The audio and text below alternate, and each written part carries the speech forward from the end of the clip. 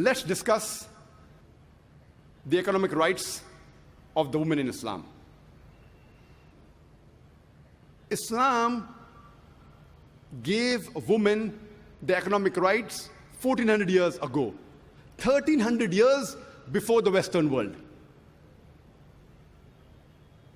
When the Quran was revealed at the advent of the Prophet Muhammad ﷺ, any adult woman, whether married or unmarried, she was allowed to own or disown the property without the permission of anyone else.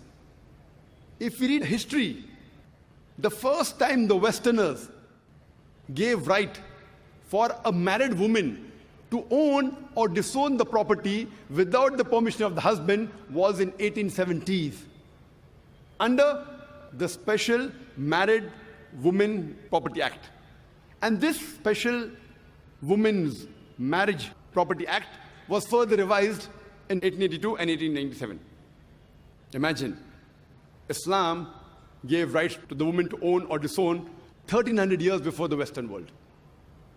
In Islam, a woman is financially more secured. Before she is married, it is the duty of her father and her brother. And after she is married, it's the duty of her husband and her son to look after her financial aspects, lodging, boarding, clothing, and all of the financial aspects. She need not work for a living. Financially, a woman is secured. It is the duty of the man in the house to earn the living. The financial burden is put on the shoulders of the men in Islam.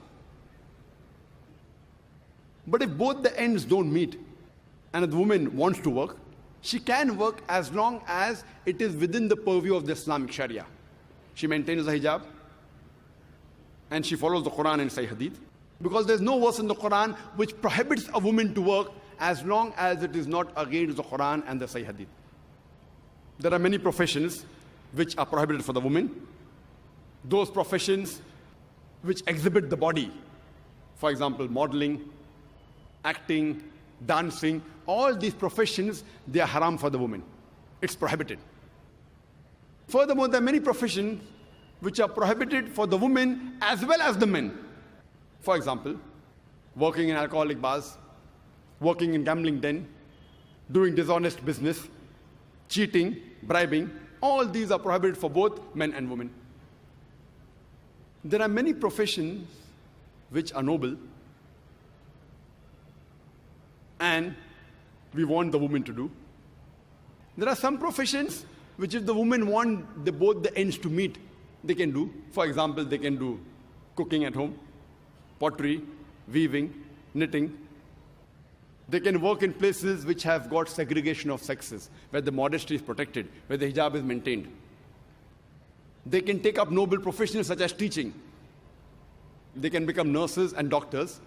If I want my wife, my mother, my daughter to maintain a hijab but natural, we should make our women folk, some of them as doctors. But if we analyze in Islam, the woman is financially secured. She need not work for a living. It's the duty of the man to look after the financial burden. Before she is married, as I mentioned, it's the duty of the father and the brother. And after she's married, it's the duty of the husband and the son to look after her lodging, boarding, clothing, and all financial aspects. She need not work. But if she works, and if that work is within the purview of the Islamic Sharia, then whatever she earns, she need not spend on the family. She can keep it for herself. That's her right. But if she wants to take part and help in the financial aspects, she can. But no one can force her. In Islam, during marriage, the woman is on the receiving end. The Quran says in Surah Nisa, chapter number 4, verse number 4, وَاتُ النِّسَاءَ صَدُقَاتِهِنَّ نِحْلًا, that give to the woman in marriage a dower as a gift. In Islam, mahr, that is a marital gift, is compulsory for a marriage to solemnize. Without mahr, a marriage cannot solemnize in Islam. In Indian culture, where we live, it is the opposite. It is the woman who gives dowry to the would-be husband. In Islam, it's opposite. It's the man who gives to the would-be wife mahr, a marital gift, a dower. But unfortunately, in the Muslim society, many of us have made it as a joke. You know, in India, we keep mahr as 786 rupees. You can't even buy a pair of shoes with 786 rupees. And for namesake, they keep 2,000 rupees or 19 miskal. You know, saying that the Prophet kept 19 miskal as mahr. If you have the same wealth as the Prophet and Hazrat Ali, may Allah be pleased with him, and if you give 19 miskal, 19 miskal good, you may be having 10 times, 100 times more wealth than what the Prophet had, and Hazrat Ali, may Allah be pleased with him, and you want to give 19, you have to give 190, 1900 miskal if you want to follow the Prophet. They spend on the weddings lavishly.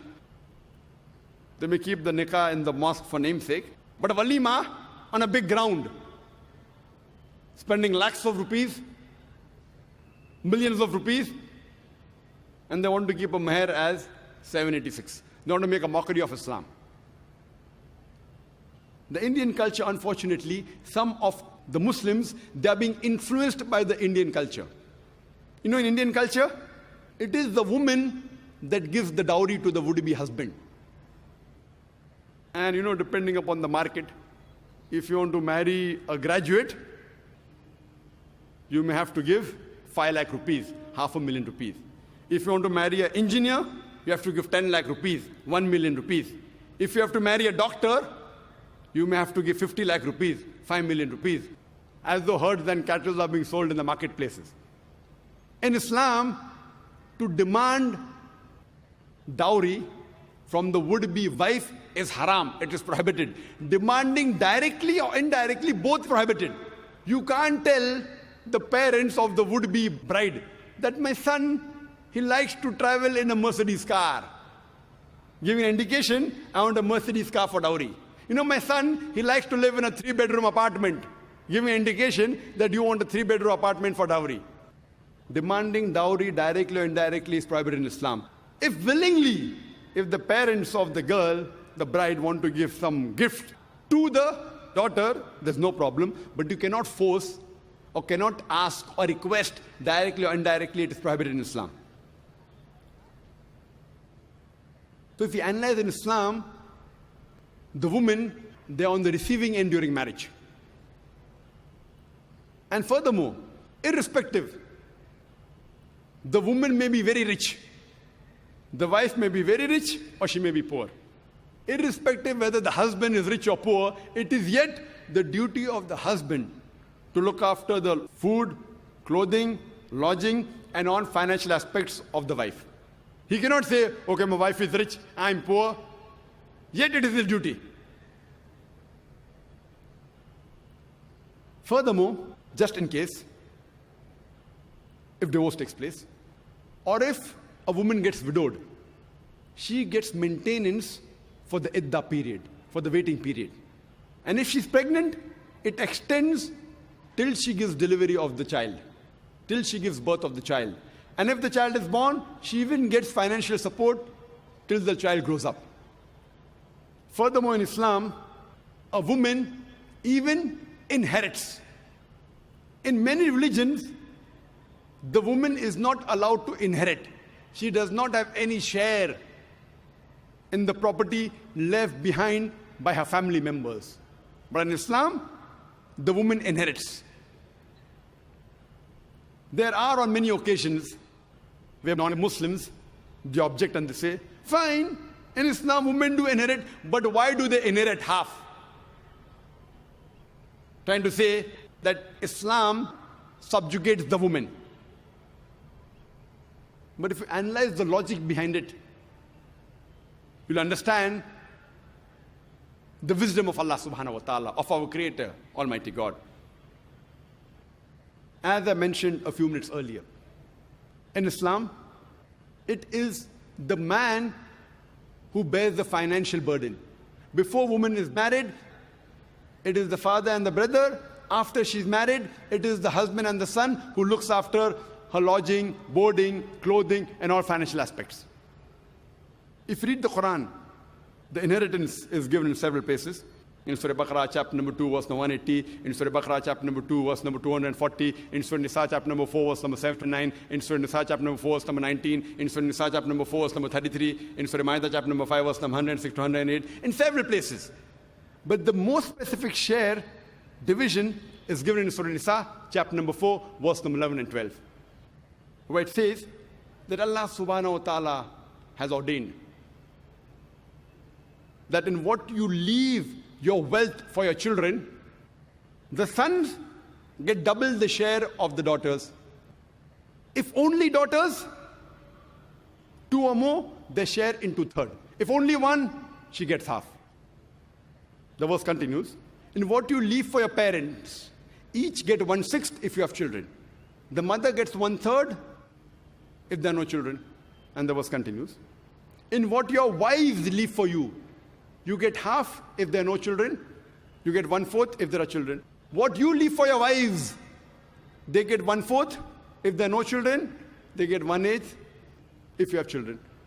Don't confuse yourself.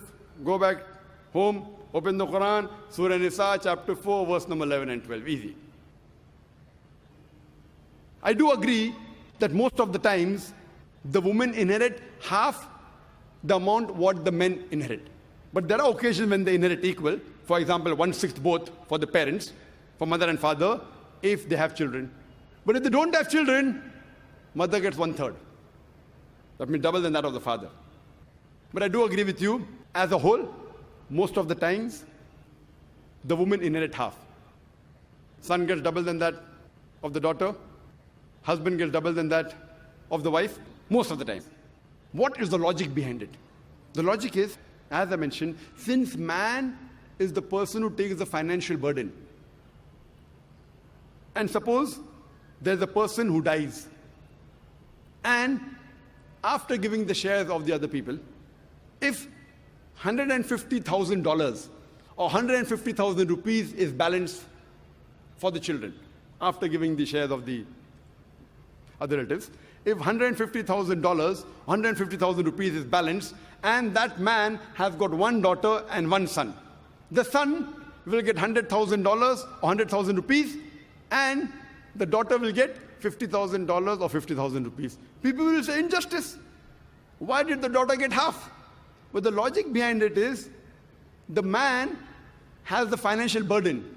I'm asking you a question. Would you want to inherit $100,000 or 100,000 rupees and spend 80 or 90% of that, what you have inherited, on the family if you are a man? Or would you prefer inheriting $50,000 or 50,000 rupees and not spending a single penny or single paisa on the family? If you are a man and if you inherit $100,000, 100,000 rupees, maybe 80 or 90% goes on the family. What is left with you? 10,000, 20,000 rupees or dollars. If you're a woman, you get $50,000 or 50,000 rupees, 100% you keep for yourself.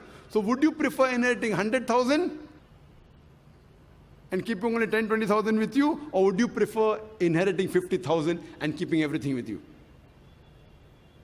If Allah would have given equal amount to both, then I would have to give a talk on men's rights in Islam. When Allah has given the rights, He's given equal. If He has put the financial burden on the men, He sees to it that the men get double. Otherwise it will be injustice. And the Quran says in Surah Nisa, chapter number 4, verse number 40, Allah subhanahu wa ta'ala is never unjust in the least degree. So if you know the hikmah behind it, you'll realize that the guidance given by our Creator is the best. Just because the women in Islam are financially more secured than the men, what would you say? The women in Islam, are they protected or are they subjugated?